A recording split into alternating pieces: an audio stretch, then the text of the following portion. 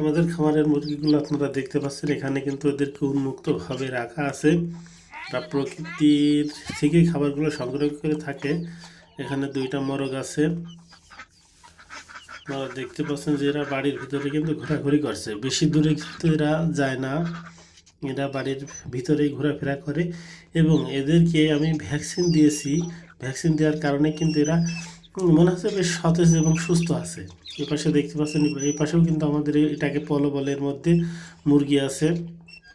আর এখানে দুইটা হাঁস আছে, বেজিং হাঁস এটাকে বলে।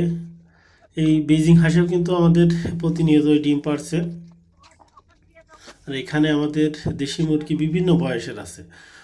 আমার আজকের ভিডিওটা করার এটাই উদ্দেশ্য যে আমরা খামার থেকে একেবারে বিলুপ্ত হয়ে যায়নি। আমাদের খামারের যে প্রক্রিয়া সেটা কিন্তু চলমান, হয়তো বা ধীর গতি, কারণ এখন শীতের সময় বেশি হারে যদি উঠাই কোনোভাবে এই মুরগিগুলো মারা যায়, সেক্ষেত্রে কিন্তু লস হওয়ার সম্ভাবনা আছে। কারণ এই সময় মহামারী লেগে যায়, দেখা যাচ্ছে অনেক সময় ভ্যাকসিন দেওয়ার পরেও কাজ করে না, সেক্ষেত্রে একটা লস হওয়ার সম্ভাবনা থাকে।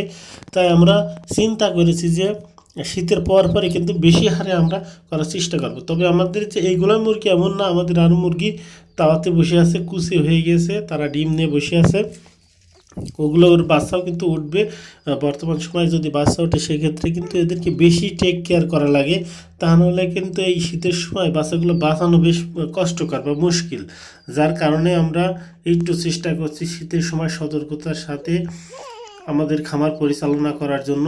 এখানে গলাছোলা মুরগি, এখানে হাঁসগুলো খাবার খেয়ে বেড়াচ্ছে। হাঁসগুলো কিন্তু এই মুরগিদের সাথেই সবসময় থাকে, এরা ঠুকরা ঠুকরি মারামারি কোনো কিছুই করে না।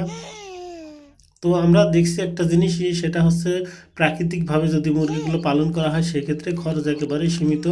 আমাদের এই মুরগিগুলোতে এখন তেমন কোনো খরচ নেই, কারণ বাড়িতে যে উৎকৃষ্ট অংশ খাবারে সেগুলোই কিন্তু এরা খায় এবং সারাদিন ঘোরাফেরা করে, চলাফেরা করে।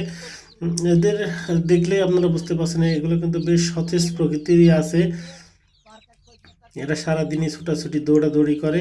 এদের প্রাকৃতিক খাবার বা আমাদের বাড়ির খাবার খাওয়ানোর কারণে আমাদের একটু লাভের সংখ্যা বেশি হবে আশা করি। সকলকে ধন্যবাদ।